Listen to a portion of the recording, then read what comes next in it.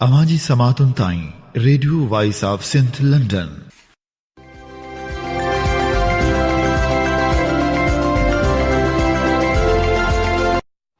Radio voice of Sindh London तां program पेश कजे थो ख़बरुनि जी दुनिया। 24 जून सूमर जे ॾींहं ते प्रोग्राम ख़बरुनि जी दुनिया साण करे आऊं जो मेज़बान हबीब लगारी। ऐं हाणे सभ खां पहिरियां असां नज़र विझंदासूं ख़ासि ख़बरनि ते। झुॾे भरिसां शादी जी तक़रीब दौरान मुबियना झेड़े में कुंवार जो भाउ पुरस्कार नमूने फ़ौत। सखर में छापो, पंजाब वसण नारी बाज़ियाब। पुलिस जवाबदारनि खे गिरफ़्तार करण बदिरां पंजाब मायल नारी जे माइटनि खे गिरफ़्तार करे वरितो। टंडो मोहम्मद ख़ान में घरेलू परेशानियुनि ऐं अणबुणत तां वाह में टिपो ॾेई नौजवान ख़ुदकशी करे छॾी। लाड़काणे में ज़हरीला छोला खाइण सबबि 5 ॿारड़ा बेहोश। छाछरो वेझो कारा इल्ज़ाम हेठि नौजवान ते तशदुद, संदसि ॾाढ़ी मुछूं कुड़े तज़लील जो निशानो बणायो वियो। मेहड़ में मुबियना तौरु छेड़छाड़ ते हमराह खे औरतनि सोघो करे वरितो, सरेआम कुटको।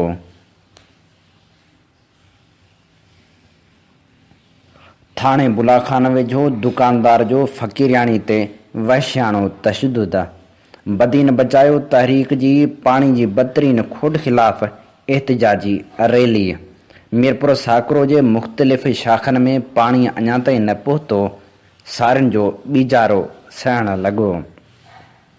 दड़ो में पाणी खोट ख़िलाफ़ शहरियुनि ऐं आबादगारनि जो एहतिजाजी धरणो। वारह ऐं शहदाद कोट में पिणु एहतिजाजी मुज़ाहिरो कयो वियो। नफ़ीस नगर नवकोट में औरत जो मौत, पोस्टमार्टम रिपोर्ट में क़त्ल जो इंकशाफ। मांझंद तइलके में माकड़नि जो हमिलो फसल खाइण शुरू करे छॾियो। जामशोरे में नौजवान जे क़त्ल में मुलविस मुख्य जवाबदार खे गिरफ़्तार करण जी दावा। सिंध यूनिवर्सिटी जे मुलाज़िमनि जो मुतालबनि जी मञता लाइ एहतिजाजी मुज़ाहिरो। चंबड़ भरिसां मासूम ॿारड़ी नसीर वाह में ॿुॾी फ़ौत।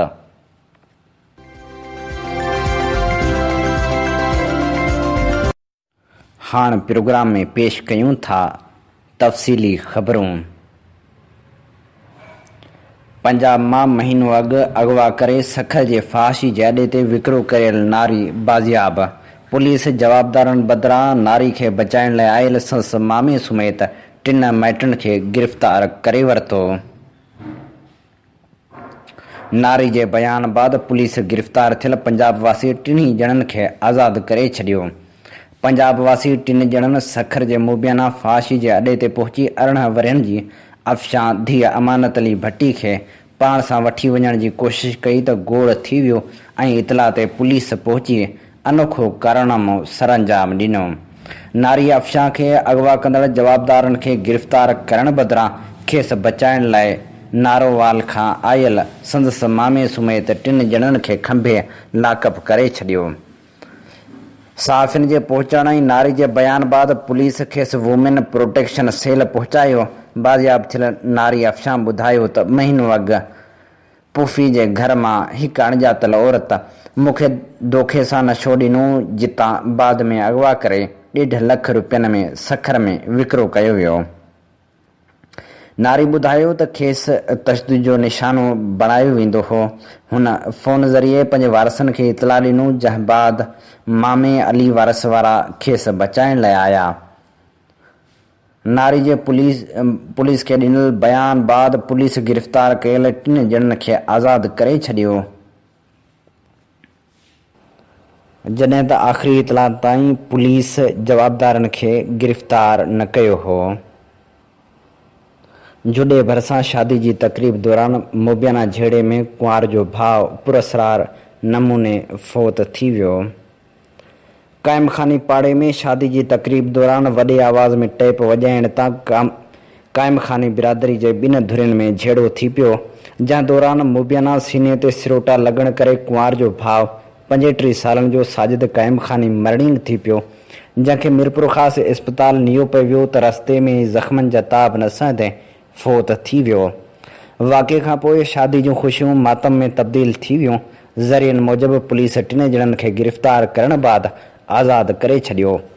पुलिस जो चवणु आहे त मक़तूल जे वारसनि पोस्टमार्टम कराइण खां इनकार करे छॾियो आहे, जॾहिं त संदन पहिरियों मौक़िफ़ हो त नौजवान झेड़े में सिरोटा लॻण करे क़तल थियो आहे, जॾहिं त बाद में मक़तूल ऐं कुंवार जे भाउ राशिद क़ाइम ख़ानी लिखत में बयानु ॾिनो त साजिद दिलि जो दौरो पवण करे फ़ौत थियो आहे।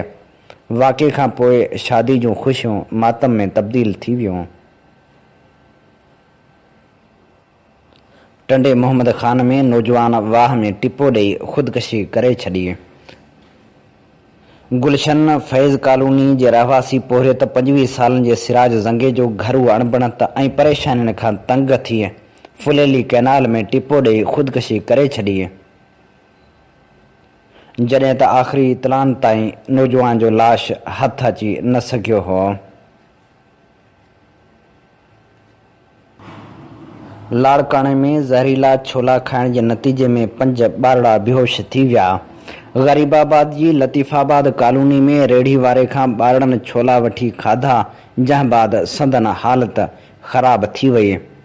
बेहोश थी वियल ॿारनि में 8 वरहनि जो शुएब मगसी, 9 सालनि जो बाबर मगसी, 6 सालनि जी कलसूम, 5 सालनि जी नीगरी हिफ्सा ऐं 3 सालनि जी तबसम मगसी शामिल आहिनि, जिन जो इलाज जारी हुयो। छाछरो भरिसां कारह जे मुबैना इल्ज़ाम हेठि हिकु नौजवान खे तशदुद जो निशानो बणाए संदसि तज़लील कई वई। ॻोठ मरखियो जे पार जे रहवासी नौजवान मोहम्मद ख़ान पुट समद मंगरियो उमरकोट में एहतिजाज कंदे ॿुधायो त बासर जवाबदारनि मूं मथां कारह जो इल्ज़ाम मड़ियो ऐं तशदुद जो निशानो बणाइण बैदि ॾाढी मुछूं कूड़े तज़लील कई ऐं पोइ रसे सां हथ पेर ॿधी फरार थी विया। वाक़े में अज़ीम अहमद, क़बूल समेजो ऐं ॿिया मुलविस आहिनि। जवाबदारनि जो असल मक़सदु ज़मीन ते कब्ज़ो करणु आहे। ख़ौफ़ सबबि ॻोठ छॾे उमरकोट आयो आहियां। मुतासिर नौजवान दायो त खेसर थाणे जी पुलिस जवाबदारनि ख़िलाफ़ केस दाख़िल करण बदिरां रुगो NC दाख़िल कई आहे। जवाबदार बाह असर हुअण जे करे पुलिस कार्रवाई खां लवाए पई। नौजवान SSP थरपारकर खे अपील कई त वाक़े जो नोटिस वठी जवाबदारनि ख़िलाफ़ कार्रवाई कई वञे। ॿीअ सूरत में मरण घड़ी ताईं बुख हड़ताल कंदुसि। मेहड़ जे टावर चौक ते 2 बुरकापोश औरतनि हिकु नामालूम मर्द जी ॻिची में हथ विझी जूतनि जो वसकारो लाए ॾिनो। वॾे अंग में माण्हू गॾु थी विया। हमराह ते तशदुद कंदड़ औरतनि मर्द ते छेड़छाड़ करण जो इल्ज़ाम हयो। मारकुट दौरान औरतनि खे ख़ुदा जे वास्ते शरबत पियारण जूं दाहूं ऐं ॿटू मां 25,000 कढण जो इल्ज़ाम हणी औरतनि खां छॾाइण जूं मिंथूं कंदो रहियो। गॾु थियल माण्हुनि खेसि छॾाइण बदिरां तमाशो ॾिसंदा रहिया। खेसि कंहिं बि न छॾायो ऐं 2 औरतूं खेसि पादर हणंदियूं रहियूं।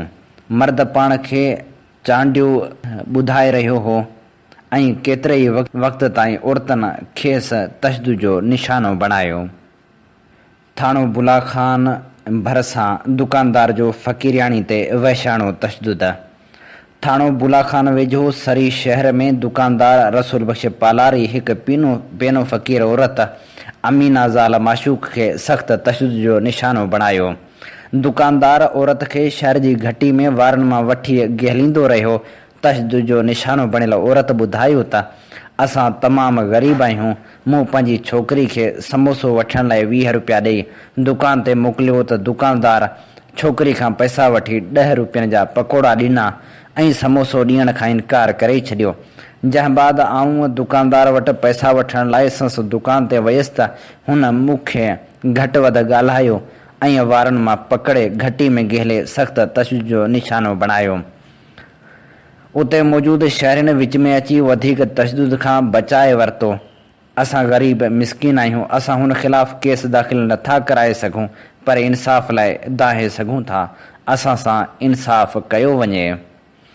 ॿिए पासे राब्तो करण ते दुकानदार रसूल बख्श पालारी चयो त मूं औरत ते तशदुद नाहे कयो, न ई हुन खां 10 रुपया खसिया आहिनि। औरत मुंहिंजे मथां कूड़ा इल्ज़ाम हणी रही आहे। बदीन में अञा ताईं पाणी जी खोट ख़तमु न थी आहे, जॾहिं त बदीन बचायो तहरीक जे सॾ ते बदीन वासी सरापा एहतिजाज बणियल आहिनि। बदीन बचायो तहरीक पारां पाणी खोट ख़िलाफ़ अब्बास हाल खां एहतिजाजी रैली कढी प्रेस क्लब अॻियां एहतिजाजी मुज़ाहिरो कयो वियो। आबादगार अॻवाननि अज़ीज़ुल्लाह डेरो, मीर नूर अहमद टालपुर, दिलबर सिंधी, अब्दुल शकूर नोहड़ियो, ख़ुदा ॾिनो शाह ऐं ॿियनि कॉन्फ्रेंस कंदे चयो त कोटड़ी बैराज जे एलोकेशन कमेटी में लाड़ जे वाहन जे टेलनि जे आबादगारनि जी नुमाइंदगी नाहे। हिकु साज़िश तहत कोटड़ी बैराज खे ख़तमु कयो पियो वञे। उन करे अॼु खां कोटड़ी बैराज बचायो तहरीक शुरू करे रहिया आहियूं। उन में बदीन, टंडो मोहम्मद खान ऐं सिजावल ज़िलनि जा आबादगार बि शामिल हूंदा। हुननि चयो त कोटड़ी बैराज जा इंजीनियर ऐं इंतिज़ामिया निंड में सुतल हुआ। असांजी तहरीक खां पोइ उहे सुजाग थिया आहिनि। हुननि चयो त वफ़ाक़ कराची खे अलॻि पाणी जारी करे लाड़ जे ज़िलनि जो पाणी कराची खे ॾियण सां सॼे लाड़ में पाणी जो बदतरीन बहिरान पैदा करे छॾियो आहे। सखर खां कोटड़ी बैराज ताईं 14 खां 18 हज़ार क्यूसेक पाणी चोरी करे बासर माण्हुनि जे केटियुनि ऐं डंडनि खे ॾिनो पियो वञे।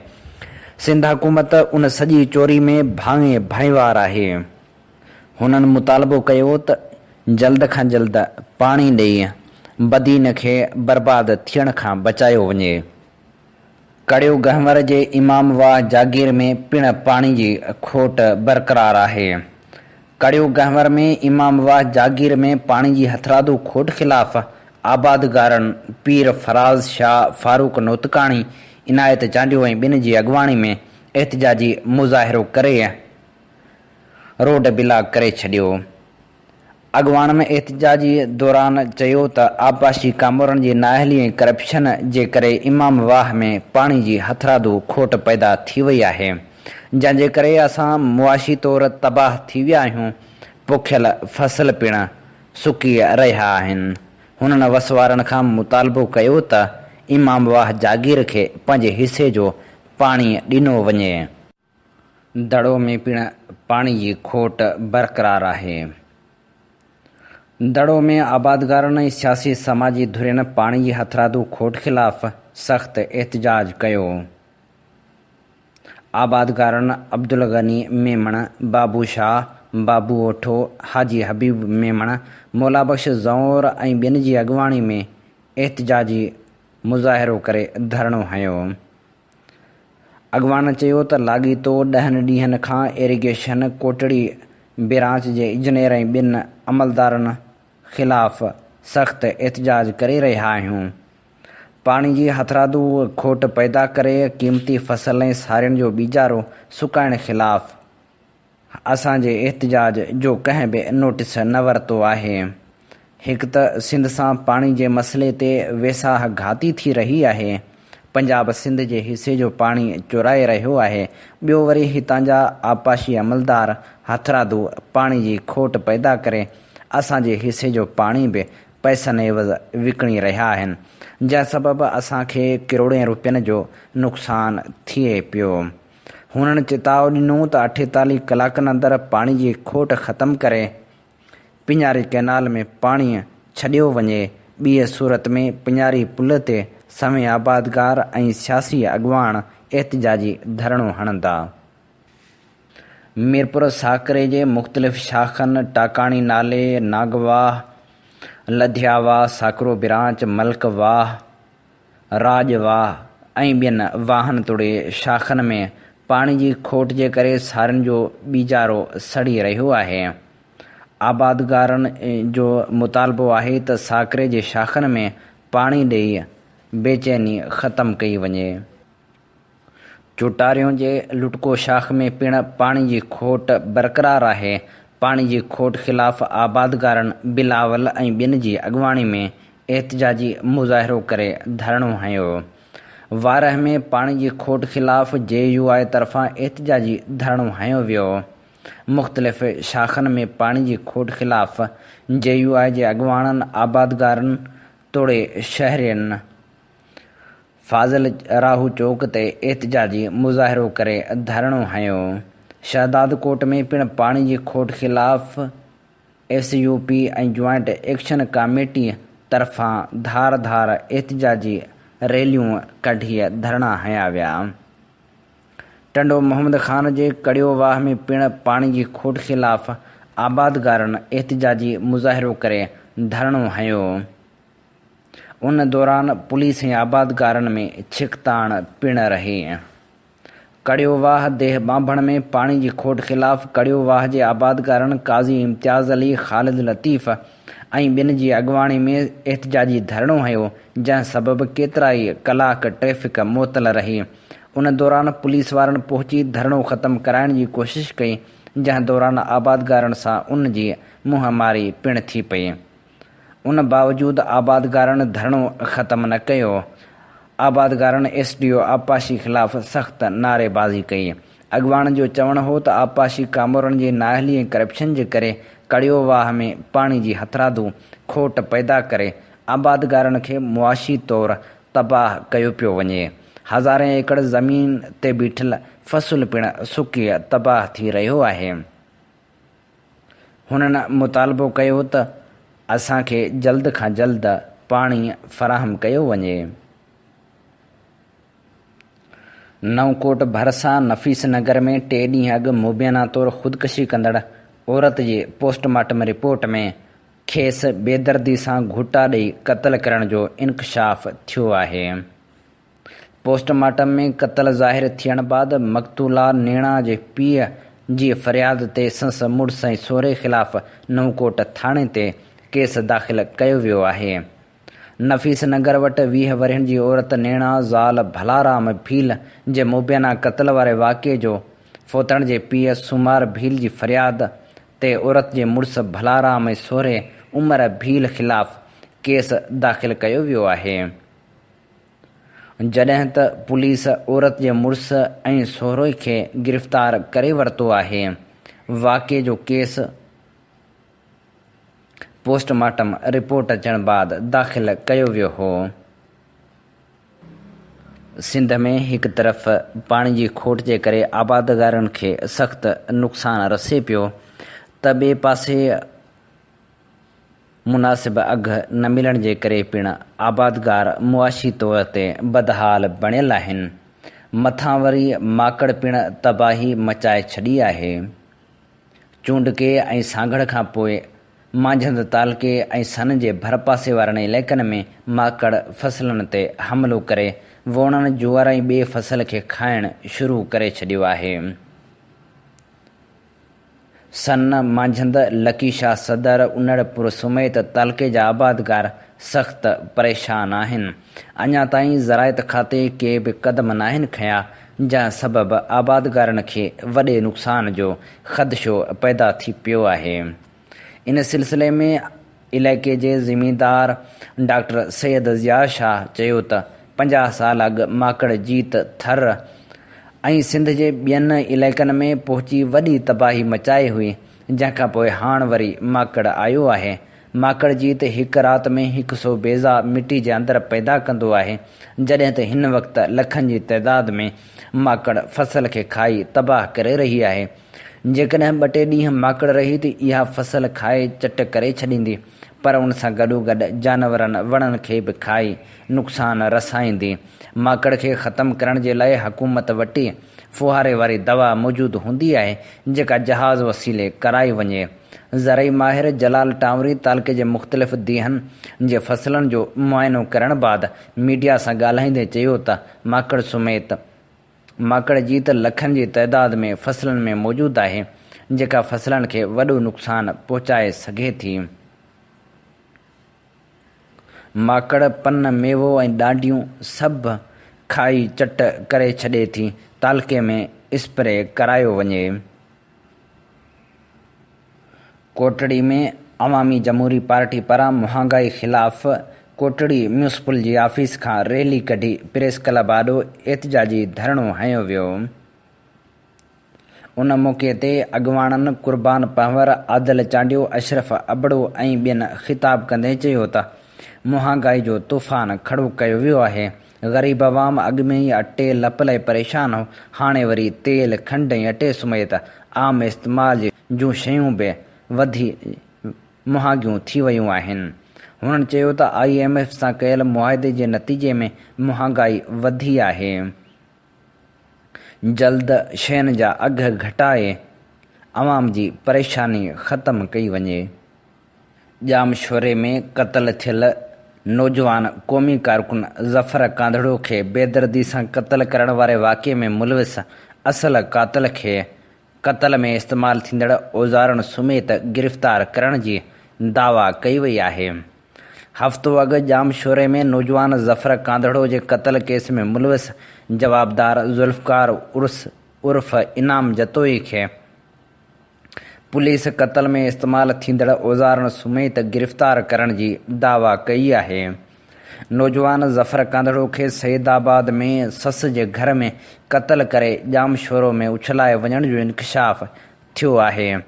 मालूम थियो आहे त गिरफ़्तार कयल ज़ुल्फ़कार उर्फ़ इनाम जतोई क़त्ल थियल नौजवान ज़फ़र कांधड़े जी ससु कनीज़ रुकिया जो भाउ आहे, जेको ग़रीबाबाद कॉलोनी जामशोरे में रहंदड़ आहे ऐं प्राइवेट सिक्योरिटी गार्ड तौरु कुझु अरसो लम्स ऐं बाद में सिंध यूनिवर्सिटी में कमु कंदो रहियो। जामशोरो पुलिस SHO जी अॻुवाणी में लेडीज़ पुलिस ऐं मक़तूल जे वारसनि सां गॾिजी सैयदाबाद वारे इलाइक़े में नौजवान ज़फ़र कांधड़ो जी ससु कनीज़ रुकिया जे घर जो सर्च ऑपरेशन कयो। खेनि कमरनि में बेड ते रत जा निशान ऐं भितियुनि ते रत जा निशान, कुझु प्लास्टिकनि जे थेलियुनि में रत लॻल, हिकु रसो लोही सरियो ऐं घर जे ॿाहिरां गंदे पाणी जे निकाल ठहियल गटर में रत हुजण जा वाज़िह निशान मिलिया। पुलिस अमलदारनि उहो सामान पंहिंजी तहवील में वठी छॾियो। उन सिलसिले में पुलिस ॿुधायो त नौजवान जे क़त्ल जे केस में मुलविस मुख्य माण्हू खे गिरफ़्तार कयो आहे। वधीक जांच करे रहिया आहियूं। नौजवान जे क़त्ल केस में मुलविस ऐं गिरफ़्तार ससु कनीज़ रुकिया, यासीन मगसी ऐं आसिफ़ जे 5 ॾींहनि जे रिमांड में हुजण बाद खेनि अरबात ॿीहर अदालत में पेश कयो वेंदो। नसीराबाद में पिणु पाणी खोट ख़िलाफ़ क़ौमी अवामी तहरीक जे अॻुवाननि एहतिजाजी मुज़ाहिरो कयो।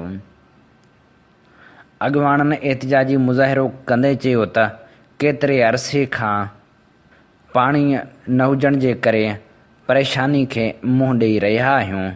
इख़्तियारियूं नोटिस वठी जल्द खां जल्द पाणी फ़राहम करे असांखे परेशानियुनि खां बचाइनि।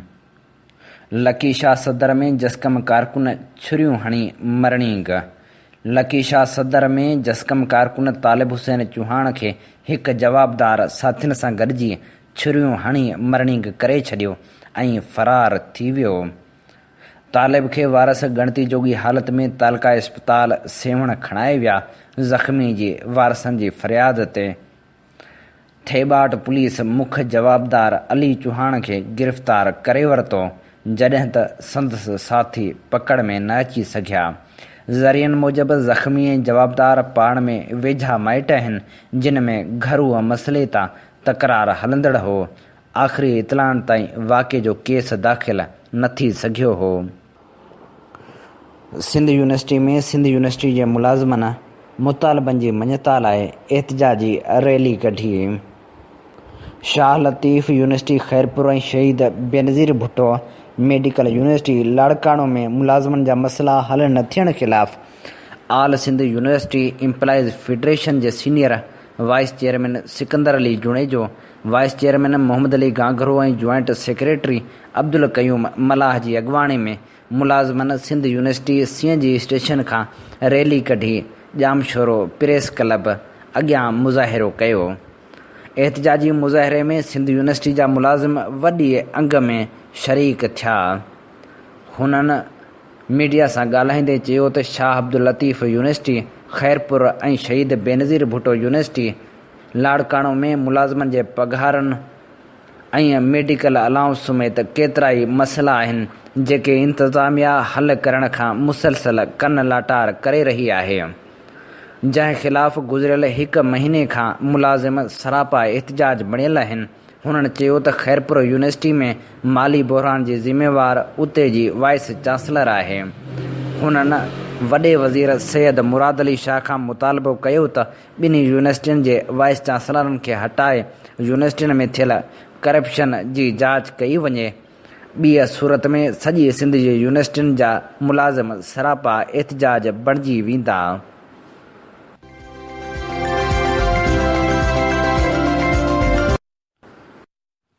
ख़बरनि जी दुनिया में हाणे पेश कयूं था मज़मून। अॼोको मज़मून लिखियलु आहे अबू बकर शेख जो, जंहिंजो उनवान आहे डेल्टा जी बर्बाद थींदड़ माहौलियात ऐं मरंदड़ डंढनि जो नोहो। चवनि था त दरिया ऐं समुंड जो साथ सदियनि खां आहे। दुनिया में जिते बि ॾिसो दरिया झुंगारींदो ॻाईंदो निकिरी पवंदो आहे। सवें हज़ारें किलोमीटर उन लाइ झागंदो आहे जीअं समुंड सां मिली सघे। जेकॾहिं थोरे ध्यानु ऐं गहराई सां ॾिसिजे त उहा ई सॼी ज़िंदगी जी कहाणी आहे। हर कंहिंखे पंहिंजा कख यादि अचनि था। हीअ त समुंड जी दरिया दिली ऐं इनायत आहे जो हूअ उन्ही पाणी खे ककरनि जे रूप में वापसि करे थो, जीअं धरती सरसब्ज़ ऐं आबाद रही सघे। दुनिया में जिते जिते दरिया समुंड सां मिले थो उन एराज़ी खे डेल्टा चयो वञे थो। सिंधु दरिया 2900 किलोमीटरनि जो थकाईंदड़ पंधु करे उन्हीअ पटी में 17 खारियुनि जे वहिकिरे में वही समुंड में मिले थो ऐं उन्ही एज़ाज़ सां मिले थो त उहो दुनिया जो 6 नंबर वॾो डेल्टा आहे। तारीख़ जा सुफ़ा असांखे ॿुधाइनि था त सिकंदर आज़म 325 क़बल मसीह में जॾहिं सिंध जे पाताल वारे माग मौजूदा टंडे मोहम्मद ख़ान जे ओभर में पहुतो त उन वक़्त ताईं दरिया ऐं समुंड उन्हीअ ताईं ज़मीन जोड़े चुको हो। हीउ उहो ज़मानो हो जॾहिं 17 वहिकरनि जी सूरत में 150 मिलियन एकड़ फुट खां बि वधीक पाणी डेल्टा जी पटी में छोड़ कंदो हो ऐं पाण सां दल ज़रख़ेज़ मिटी ऐं वारी जे करे नई ज़मीन जोड़ींदो समुंड खे पुठियां धिकींदो वेंदो हो। उहो ई सबबु आहे जो सिंधु दरिया जे ठहियल ज़मीन तमामु घणी ज़रख़ेज़ आहे। हिकु ज़मानो उहो बि हो जॾहिं सिंधु डेल्टा जी एराज़ी जी पखेड़ 7,52,966 हेक्टर ताईं हूंदी हुई ऐं हाणे उहा पखेड़ घटिजी 6,000 हेक्टरनि ताईं रहिजी वई आहे। उहे सभु डेम ऐं बैराज ठहिण खां पहिरीं जा मज़ेदार ऐं ख़ुशी ॾींदड़ अंग अखर आहिनि, पर हाणे कहाणी कुझु मुख़्तलिफ़ आहे। हाणे उन्ही कहाणी में माहौलियाती तब्दीली जे ॾुख सां भरियल हक़ीक़त जो अहम जुज़ बि शामिलु आहे। इंडस कोस्ट 320 किलोमीटरनि जी एराज़ी में पखिड़ियल आहे। जीअं त सिंधु दरिया उन ज़मीन तां मुख़्तलिफ़ वहिकरनि में सफ़र कंदो पंहिंजे नवां रस्ता जोड़ींदो समुंड ताईं पहुचंदो हो। उन लाइ उन डेल्टाई पटीअ जो पंहिंजो तिबी तौरु हिकु अलॻि ई निरालो मंज़रनामो जुड़ी पवे थो। उन मंज़रनामे में डंढूं ढोरा मुख़्तलिफ़ क़िस्म जा वण जीअं तमर लईअ बबुर ऐं ॿियनि वणनि जे झंगनि जो जुड़णु हिकु फितरी अमल हो। उहा हिकु फितरी रंगारंगी जेका यकीनन हिकु डेल्टाई पट्टी जो शान हूंदी आहे। डेल्टा जी ख़ूबसूरती उन्हनि झंगनि डंढनि ऐं ढोरनि जे करे आहे जिन में कंवल जा गुल टिड़नि था। उन्हनि जे किनारनि ते नड़ ऐं सरनि जा कुदरती डिघा गाह ऐं ॿूड़ा थियनि था जिन में तेज़ चुंब वारी ऐं सुर सां ॻाईंदड़ झिरकी पंहिंजो आखेरो जोड़ींदे ॾाढी ख़ुशि हूंदी आहे। ऐं गॾोगॾु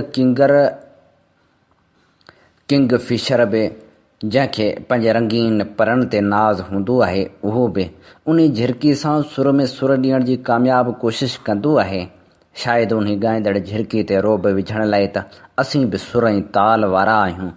ऐं गॾोगॾु नीरे आसमान तां मक़ामी महिमान थियल पखियुनि जा वलर डंढनि ते लही रहिया हूंदा आहिनि ऐं उतर जी थधी हवा जे सैर में कोई इंतिहाई ख़ूबसूरत बाज़ डंढ जे पखियुनि खे डिॼारण लाइ अचानक मथां हमिलो कंदो आहे जीअं पखियुनि ते संदसि डप क़ाइमु रही सघे। इहे सभु मंज़र यकीनन ॾिसण वटा आहिनि छो त फितरत जी सूंहं खां ॿियो को वॾो ईमान कोन्हे।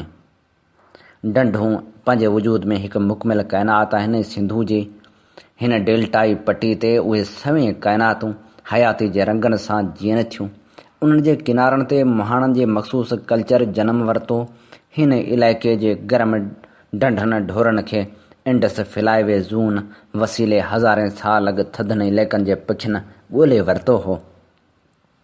उन फितरी आसमानी रस्ते जी अहमियत करे अॼु खां 150 साल अॻु ईंदड़ रिचर्ड बर्टन हिते जे ढंढनि गाहनि पखियुनि हिननि पटनि जी ख़ूबसूरती ते घणो कुझु लिखियो आहे ऐं सिंधु दरिया जे मौज ऐं मस्ती मुतलिक़ लिखे थो। जॾहिं सिंधु दरिया मौज में वही रहियो हुजे तव्हीं राति जो संस किनारनि जे वेझो सुम्ही नथा सघो। उनजो सबबु इहो आहे जो हीउ दरिया हर वक़्तु पंहिंजनि नवनि रस्तनि जी ॻोल्हा वारी जुस्तजू में रुधल रहंदो आहे। उन लाइ मिटी जूं वॾियूं छिपूं दरिया में किरंदियूं रहंदियूं आहिनि ऐं उन्हनि जे किरण जो आवाज़ु कंहिं तोप जे धमाके खां घटि कोन हूंदो आहे। ऐं ॿियो त किनारे जे वेझो बिल्कुलु न बीहो थी सघे थो। दरिया बादशाह जे ताक़तवर लहरनि जी तबियत उन किनारे खे किराइण जी हुजे ऐं जे ईअं आहे त अव्हीं बि उन किनारे सां गॾु दरिया जे तेज़ लहरनि जे हवाले थी वेंदा।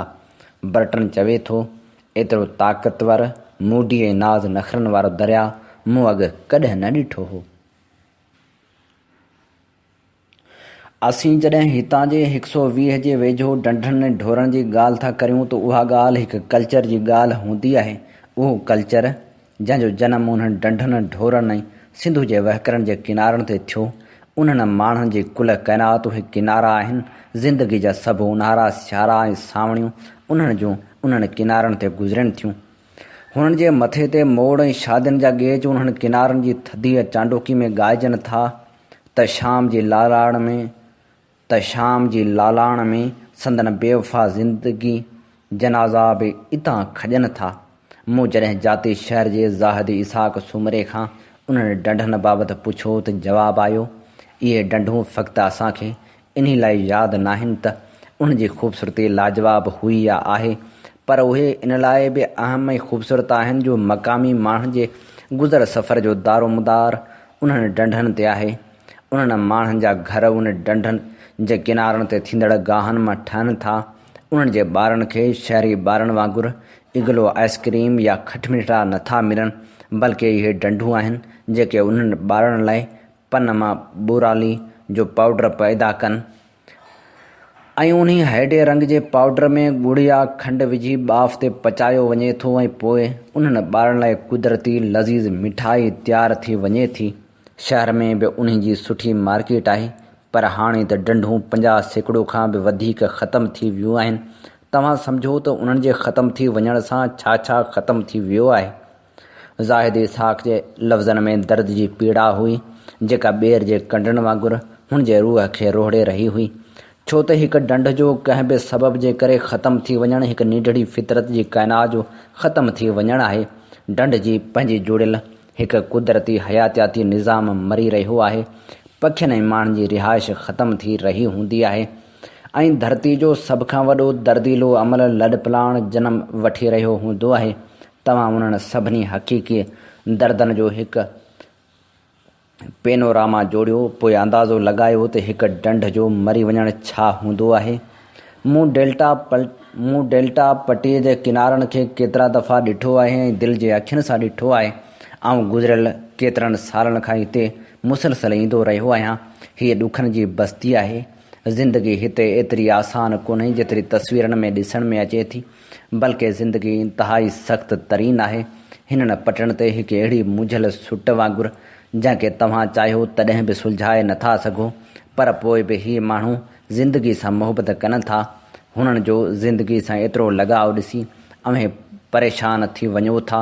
हीअ मेलनि शादियुनि ऐं ॿियनि ख़ुशियुनि जे मौक़नि ते जेके तेज़ रंगनि जा कपिड़ा पाइनि था, उहे उन हक़ीक़त जा गुमाज़ आहिनि त संदन आम ज़िंदगी में टहिकनि ख़ुशियुनि ऐं मुर्कनि जा रंग नाले मातर आहिनि।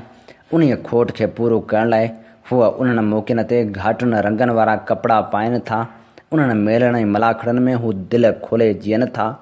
ॻाइण वॼाइण मल मलाखड़ा ढगनि जूं डोड़ूं खिल मस्खरियूं उन्हनि मौक़नि ते ज़िंदगी जीअण को उन्हनि खां सिखे। कॾहिं को पंहिंजो विछड़ियल यादि अची वञे त मूं ॿेड़ियूं हलाइण दौरान हुन जे अखियुनि में लुड़क बि ॾिठा आहिनि। हुन जी कुल काइनात आहे कहिड़ी। उहे डंडूं ऐं ढोरा, उन्हनि जा किनारा ऐं मौसमूं, पर असीं सभु इहो उन्हनि खां फुरण में रुधल आहियूं। डंडनि ऐं ढोरनि जी बर्बादी जी कहाणी का एतिरी क़दीम बि कान्हे जंहिंखे असीं ॻोल्हे न सघूं। 1932 में अंग्रेज़नि सखर बेराज ठाहियो ऐं ईअं सम्झो त दरिया बादशाह जे ख़ूबसूरत दीवानगी खे रोकण जी उहा पहिरीं वॾी कोशिश हुई।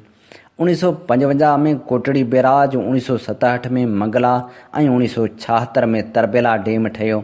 उन्हनि बैराजनि ऐं डैमनि जे करे पाणी जे कुदरती वहिकरे खे क़ैद कयो वियो ऐं अहिड़ी रीति डेल्टा में पाणी जो मिक़दारु घटि थींदो वियो, जंहिंजे नतीजे में समुंड अॻियां वधणु शुरू कयो। पाणी खे रोकण वारो अमल कंहिं बि हालत में मुस्बत नतीजा ॾियण वारो अमल कोन हो।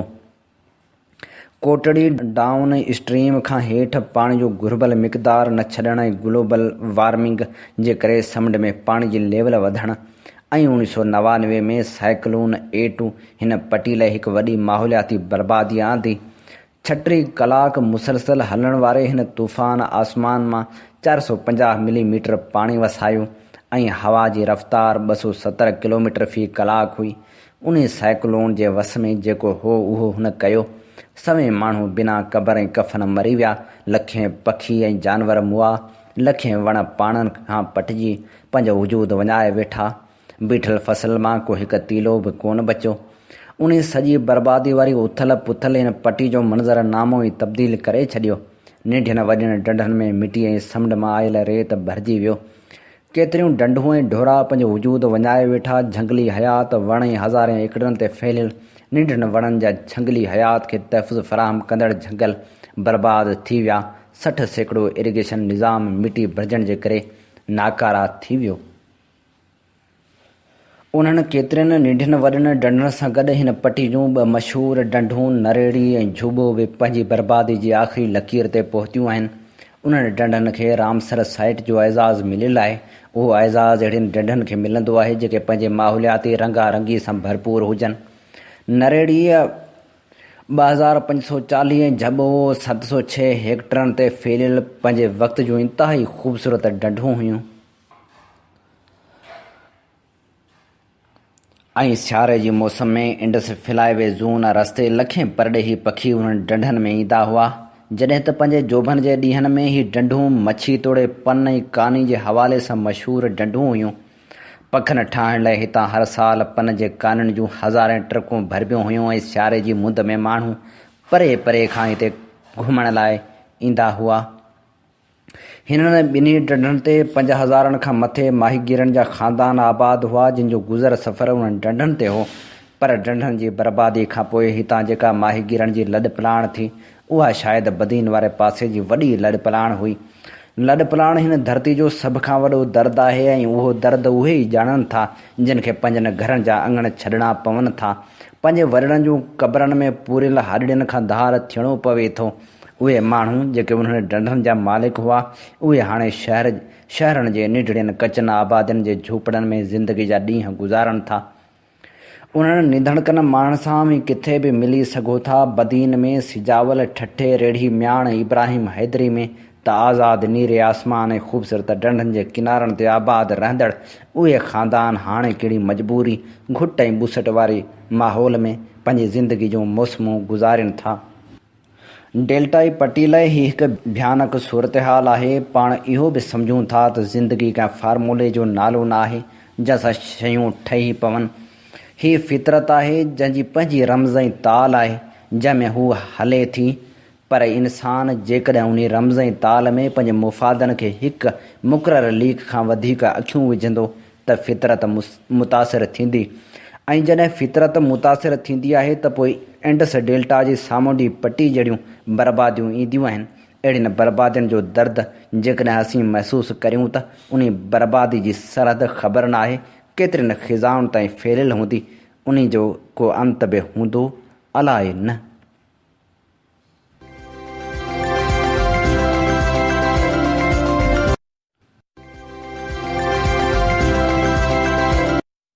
Radio voice of Sindh London तां अवी प्रोग्राम ॿुधी रहिया आहियो ख़बरुनि जी दुनिया। ऐं हाणे ख़बरुनि जी दुनिया में शामिल करियूं था शाइरी जंहिंमें थर जा अहसास आहिनि, जंहिंमें हुतां जे मसइलनि, हुतां जे ॾुखनि जी कहाणी आहे। अचो त थर जे ख़ूबसूरत शाइर इमाम अली जंझी खे ॿुधूं। माॻई मोरा माण्हू पंहिंजे लेखे राति पवे थी, पंहिंजे लेखे सिॼ घुमे थो, पंहिंजे लेखे चंड उगे थो, पंहिंजे लेखे उभ नमे थो। पाण कठे में कई सजन खां राजन भाजन वारा आहियूं, पाण न कंहिंजी अचर पचर में, पाण न कंहिंखां आणियूं चाढ़ियूं। पाण त पंहिंजे लेखे आहियूं, अबरा सबरा जेके आहियूं। पंहिंजा रूह पुराणा आहिनि, पंहिंजा खूह पुराणा आहिनि। पंहिंजा रूह पुराणा आहिनि, पंहिंजा खूह पुराणा आहिनि। हाणे न हुन ते वारा वरबा ॾींहं ॾिठे जो ॾोथी फुरबा। ही झूपा जुगियूं जूअ न रहंदी, हिन पर में पंहिंजी बूअ न रहंदी। ही सीमूं सेड़ा संदा बि वेंदा, ही बेला बनियूं बंदा बि वेंदा। चूड़ेलियुनि जा चाग बि वेंदा, रस रियाणियूं राग बि वेंदा, सिंगर मरीड़ो साग बि वेंदा, मारूअड़नि जा माग बि वेंदा, ॾोठनि खे ॾेई ॾुआग बि वेंदा। चंग बोड़ींदा चढ़ा बि वेंदा, चंग बोड़ींदा चढ़ा बि वेंदा, दिक दुबे जा दड़ा बि वेंदा, झिड़कीअ वारा मड़ा बि वेंदा, काबू कुंभर जा घड़ा बि वेंदा, सॾ पड़ाॾा पड़ा बि वेंदा, मिठा बि वेंदा, कड़ा बि वेंदा। अङण खुलासा अजोर बि वेंदा, अङण खुलासा अजोर बि वेंदा, दब दबा ऐं दौर बि वेंदा, शींहं बि वेंदा, शहज़ोर बि वेंदा, माण्हुनि सां गॾु मोर बि वेंदा, हीअं चढ़ी के होर बि वेंदा। बांह कराई बंग बि वेंदा, बांह कराई बंग बि वेंदा, वरवाईअ वारा वंग बि वेंदा, रता रोहिड़नि रंग बि वेंदा, दलूअ वारा चंग बि वेंदा, सामीअ बुकड़ संग बि वेंदा। हाणे मुंदुनि खां मेला वेंदा, वक़्त खां पोइ वेला वेंदा, डोरा राखियूं झेला वेंदा, सिमूं वेंदियूं छंगूं वेंदियूं छेला वेंदा, रोई रत जा रेला वेंदा, मारू थी मों भेला वेंदा। टापीअ वारो टाट बि वेंदो, मोटूअ वारो गाट बि वेंदो, चोरे वारी चाख बि वेंदी, सोढी तराई नाख बि वेंदी। बांह कराई पिट बि वेंदी, हाण मंगा जी भिट बि वेंदी। हाणे ॾुनीअ में जिन न थींदो, हाणे ॾुनीअ में जिन न थींदो, मुंहुं बि ॾार ॾे मन न थींदो। हाणे वॾनि जूं क़बरूं वेंदियूं, पाण खां तिन जूं ख़बरूं वेंदियूं। हाणे वॾनि जूं क़बरूं वेंदियूं, पाण खां तिन जूं ख़बरूं वेंदियूं। हाणे पंहिंजी मस्जिद रहंदी, हाणे पंहिंजो मंदरु रहंदो, पाण ॿिन्ही जो अंदरु रहंदो। पंहिंजे ॻोठ जे ॿाहिरां हाणे अजनबी के ईंदा माण्हू, पंहिंजे ॻोठ जे ॿाहिरां हाणे अजनबी के ईंदा माण्हू। पाण तिनी खे कीअं नथा ॼाणूं, पाण खे तिन ते हैरत ईंदी, पाण ॿिन्ही खे गैरत ईंदी।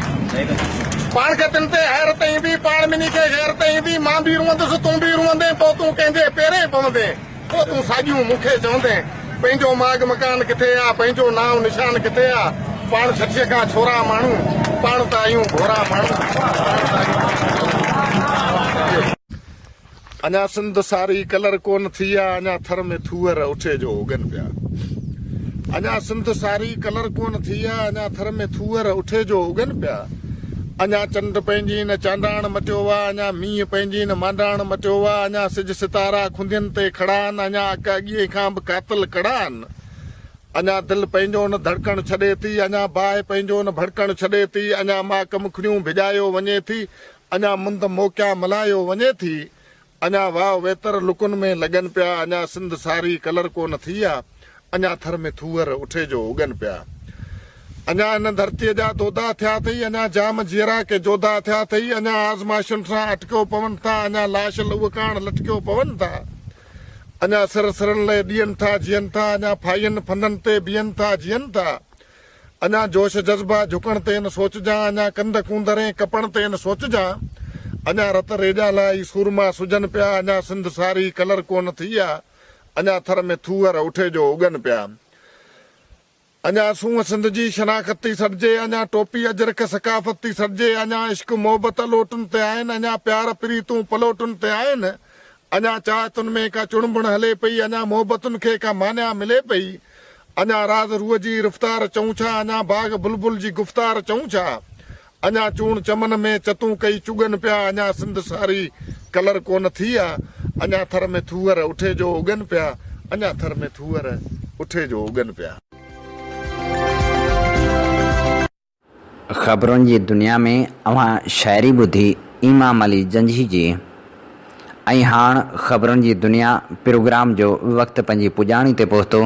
पंहिंजे मेज़बान हबीब लगारी खे ॾींदा इजाज़त। सुभाणे वरी नयनि ख़बरनि मज़मूननि सां मिलंदासूं। तेसिताईं जेॾांहुं पेर तेॾांहुं ख़ैरु।